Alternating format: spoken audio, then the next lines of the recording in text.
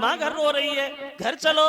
तो सुखदेव ने मना कर दिया, कोई बाप नहीं, कोई माँ नहीं, कोई बेटा नहीं, दुनिया निर्मोही है, तुम अपने घर जाओ, हम घर पे कभी नहीं आएंगे। तो ये व्यास घर लौट गए और ये सुखदेव जो थे ये जंगल में भाग गए। और इन सुखदेव ने जंगल में जाकर के भगवान की इतनी कठिन तपस्या की, इतनी कठिन तपस्या की, जो इनकी तपस्या को देख करके देवताओं का राजा इंद्र भी घबरा गया। और इंद्र ने मन में सोचा ये छोटा सा बच्चा है, अगर इसकी तपस्या पूर्ण हो गई तो हमारा इंद्रासन चला जाएगा, गद्दी चली जाएगी। तो सुखदेव को डिगाने के लिए उस इंद्र ने एक रंभा नाम की अप्सरा बुलाई और बोले, रंभा जा, सुखदेव की आंखें तुम्हें खुलवानी है, कैसे खुलवाओगे जो तुम जानो। अब चली है रंभा सुखदेव को डिगाने के लिए, जब बरसों से सुखदेव भजन में लीन है। देखिए वो रंभा जो है चली है श्रृंगार सजा, वो रंभा अरे चली है श्रृंगार सजा, वो रंभा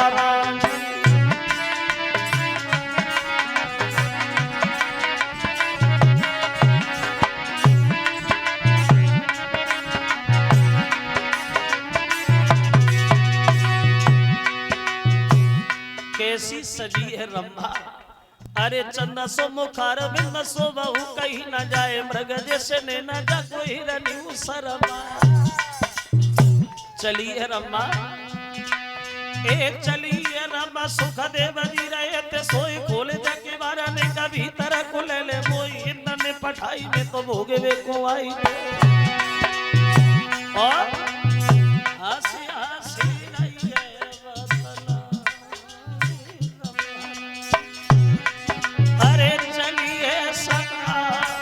सजा,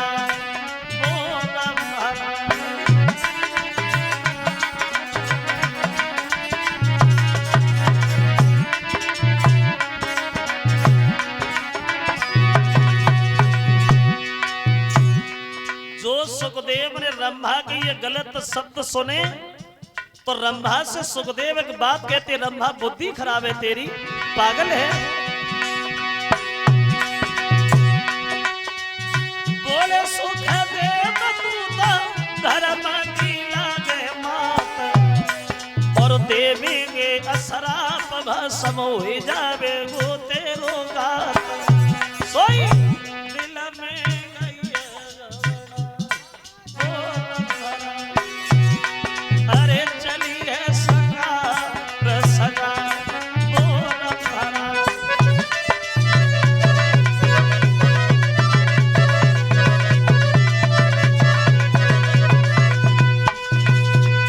रंभा से सुखदेव कहते, रंभा सुनो, अरे तुम हमारी धर्म की माँ हो, हम तुम्हारे बच्चे जैसे हैं, अगर ये गलत विचार तेरे दिल में आया तो मैं तुझे श्राप दे दूंगा। तो श्राप का नाम सुन करके रंभा डरी और ये डर करके पीछे भाग, और सुखदेव की तपस्या सफल हुई। और सुखदेव की तपस्या तो सफल भई, लेकिन सुखदेव को स्वर्ग की प्राप्ति नहीं भई। तपस्या तो पूरी, लेकिन स्वर्ग नहीं मिला। क्यों नहीं मिला स्वर्ग सुखदेव को? देखो, सुखदेव को स्वर्ग इसलिए नहीं मिला क्योंकि तब सुखदेव के कोई गुरु नहीं थे, और बिना गुरु के कल्याण नहीं हो सकता। बिन गुरु भवन धितरे न कोई, और चाहे बिरंच शंकर सम होई। तुम तपस्या करके शंकर जी के बराबर बैठने के लायक क्यों ना बन जाओ? अगर गुरु नहीं है तो कल्याण नहीं होगा। जीवन में हर आदमी को अपना गुरु बनाना अति आवश्यक हुआ करता है, चाहे वो उम्र में छोटा हो और चाहे वो बड़ा हो। गुरु गुरु होता है। गुरु उभे लोक का नाता है, और जो चेला को राह बताता है, वो जिस चेला का गुरु ही न रहा वो नष्ट भ्रष्ट हो जाता है। गुरु बहुत जरूरी। जैसे कहावत में लोग कह भी देते पानी पिए छाने के गुरु करे जाने के, वैसे अगर सोचो तो ये बिल्कुल उल्टा कहते हैं। और सोचने वाली बात यह है कि अब पानी छानने से साफ हो जाता है, पवित्र हो जाता है। तो खुद सोचो, पानी भरे के लाओ, घरे रखे जाओ, बाहर निकल जाओ, कुत्ता वहां पेशाब कर जाए, फिर तुम बाहर छान ले और पी जाओ तो अच्छा नहीं। पानी पिए जाने का, ये पानी पीने के लायक है या नहीं है। और गुरु करे छाने के, गुरु को जितनो छानो उतनो ही कम है, क्योंकि वो वाला जमाना नहीं है, पहले वाला जमाना बदल गया। पहले चेला मुसीबत उठाते थे गुरु बनाने को, अब चेलाओं को मुसीबत नहीं उठानी पड़ती है, गुरु घर बैठे ही आ जाते हैं। गली गली गुरुआ फिरे, चेला गुरु मंत्र ले और नरक जा चाहे स्वर्ग जा, पर हमें दक्षिणा दे। मरो चाहे कुआ में गिरो, हमें चाहिए पैसा। तो ये गुरु शब्द कुछ अलग है। कभी कहता है कि गुरु खे के पार लगाई, ओ मेरी नाम भवर में अटकी, गुरु खे के पार लगाई, ओ मेरी नाम भवर में अटकी।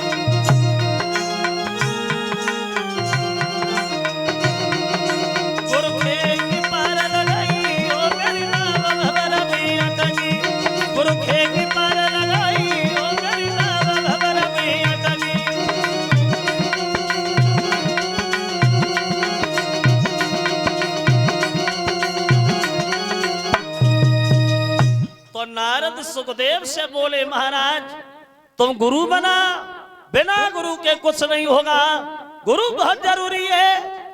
तो सुखदेव बोले, बाबा नारद हम गुरु के ने बनाए। बोले तुम अपने गुरु बना लो जनक। तो नारद ने बताया और सुखदेव ने अपने गुरु बनाए हैं जनक, और जनक के गुरु का नाम था अष्टावक्र। बोई थे सुखदेव जो अमरनाथ की अमर कथा सुन के अमर हो गए थे, बड़े विद्वान थे सुखदेव। आज वह सुखदेव परीक्षित को कथा सुनाने के लिए तैयार होते। वहां गंगा के किनारे हरिहर क्षेत्र में ऊंचे से सिंहासन पर बैठ करके बोले, सुनो महाराज, अब कथा सुनने के लिए आप बैठ तो गए हो, लेकिन कथा सुनने के नियम पता है? तो परीक्षित जी बोले, महाराज कथा सुनने के नियम होते? बोले हाँ, हर चीज के नियम है, चलने के नियम, हंसने के नियम, खाने के नियम, सोने के नियम, हर चीज के नियम। क्या नियम है कथा सुनने के?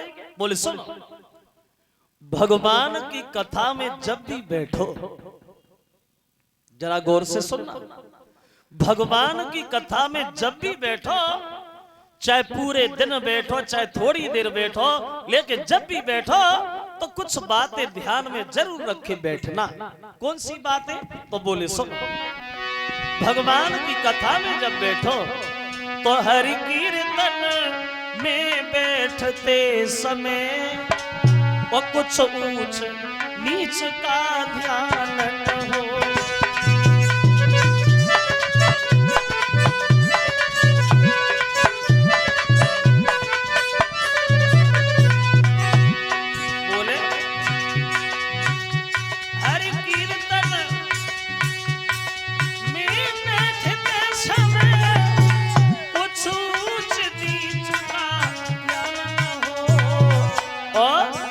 अपने घर का, अपने बल का, वो अपने धन का अभिमान न हो।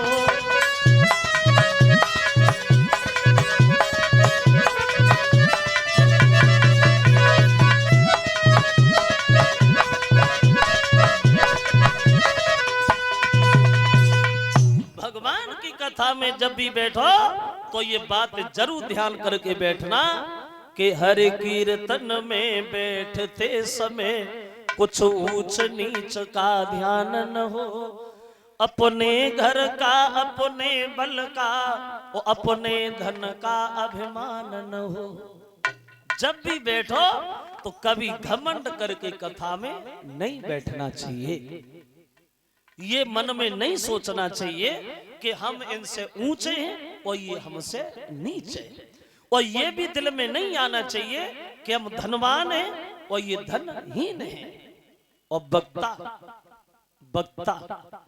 वक्ता का काम होता है बकने का। वो सुबह से शाम तक बैठा बैठा बकता ही रहता है। तो कोई शब्द उसके मुंह से ऐसा निकल जाए तो उसे नहीं कहना चाहिए, लेकिन ये श्रोता का धर्म बनता है अच्छी बातों को उदाहरण करे और गलत बात वहीं छोड़ दे। कथा का फल उसी को प्राप्त होता है। जो जीवन में उतारने योग्य बात है वो तो याद रखे, और जो हमारे लायक नहीं है वहीं छोड़े आए, हमें से कोई लेना देना नहीं। कथा का फल उसी को मिलता है। लेकिन अगर मगर किंतु परंतु इनका मतलब कुछ अलग है। लेकिन पहले ऐसा था, अब ऐसा नहीं है। पहले कथा सुनने वाले थे, अब नहीं। अब एक कवि ये कहता है अब कथा सुनने वाले एक तरह के नहीं है, कई तरह के हैं। कितने तरह के हैं? बोले 8 तरह के। 8 तरह। कौन कौन से? कुछ लोग इसलिए आते चलो घर पे बैठे बैठे टाइम नहीं कट रहा, थोड़ी देर कथा में बैठ जाएंगे, टाइम ही कट जाएगा। कुछ लोग घर से खूब से चलो कथा हो रही है, चलो भागवत सुन के आए। अब आए बैठे धूप लगाई सोए गए, मरो चिल्लाता रहो, हमें क्या करना। कुछ लोग आते हैं बैठ गए कथा में, ना खुद सुनते हैं ना औरों को सुनने देते, खुद बातों में लगे, चानक और जाए बैठे हैं। कुछ लोग यही देखने आते चलो टेंट और पंडाल कैसा लगा है, चलो वही देखेंगे। कुछ लोग आए ये सोचते इसका इतना बड़ा काम बना कैसे जा रहा है, कोई ऐसी युक्ति सोचो जिससे इसके काम में बाधा पड़े, काम बिगड़े।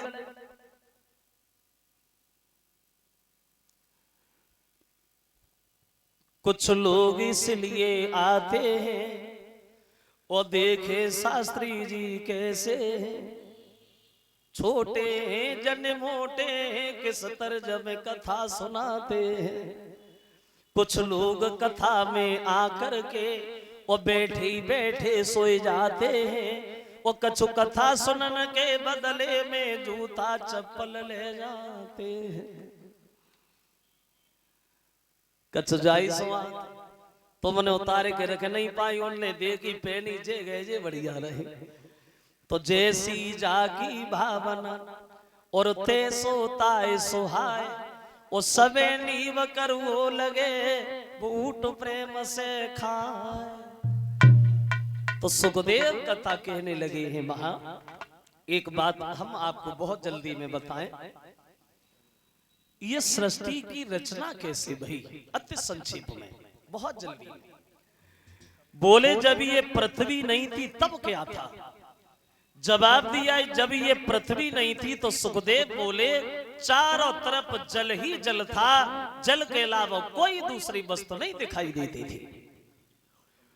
तो क्षीर सागर में एक अखंड ज्योत प्रकट भई, अखंड ज्योत। उस ज्योति से भगवान विष्णु जी का अवतार होगा, नारायण का अवतार होगा। जो ये भगवान नारायण वर्षों तक अचेतना में पड़े रहे, बेहोशी की हालत में पड़े रहे, तो इनकी बेहोशी की हालत में इनकी नाभि से कमल उत्पन्न हुआ। उस कमल पे भगवान ब्रह्मा जी का आगमन हुआ।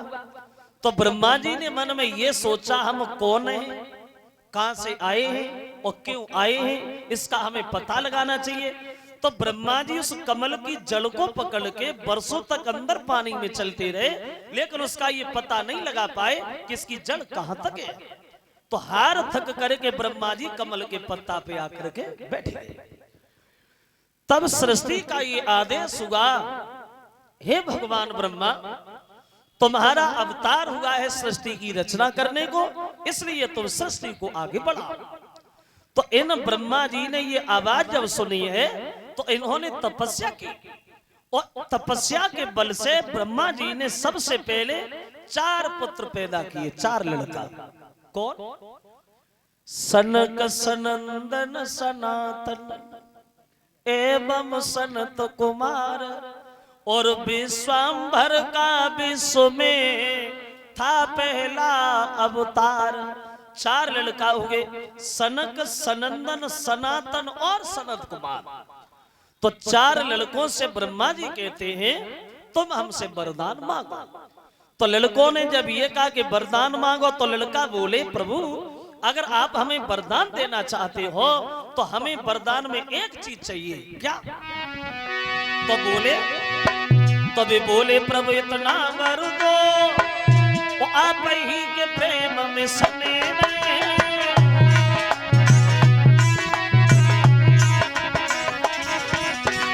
बोले बोले प्रभु बस इतना वर दो आप ही के प्रेम में सने रहे, माया ममता से बचे रहे, 5 ही साल के बने रहे।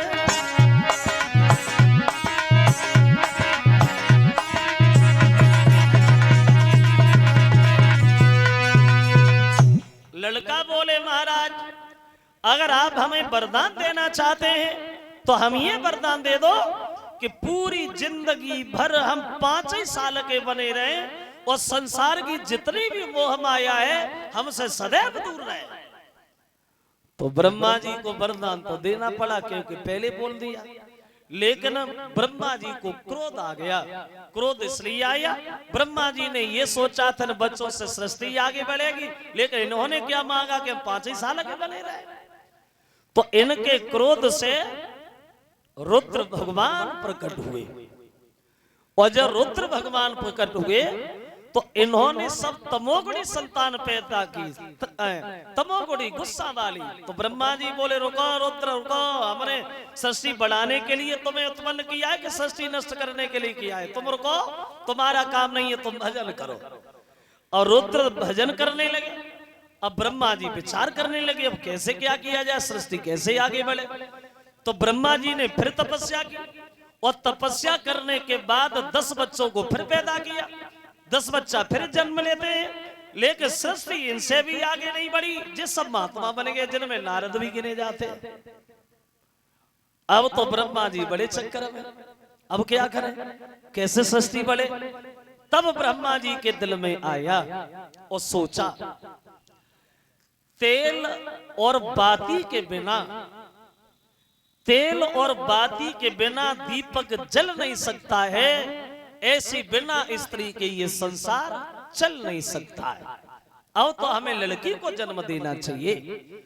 तो ये सोच करके ब्रह्मा जी ने एक लड़की को जन्म दिया।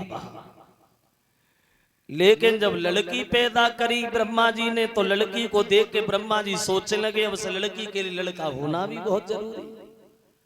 तो ब्रह्मा जी के दिल में आया जीवन हो गया भजन करते करते, अब लड़का पैदा नहीं करेंगे, इस लड़की को हम अपनी पत्नी बनाएंगे, इसके पति हम बनेंगे और ये सृष्टि हम ही आगे बढ़ाएंगे। ये सोचा, कहा कुछ नहीं, सोच ही रहे थे तब तक नारद जी सामने खड़े हो गए और बोले पिताजी क्या सोच रहे हो? अरे ये तो सोचना भी पाप है। क्यों? क्योंकि तुम इसके बाप हो।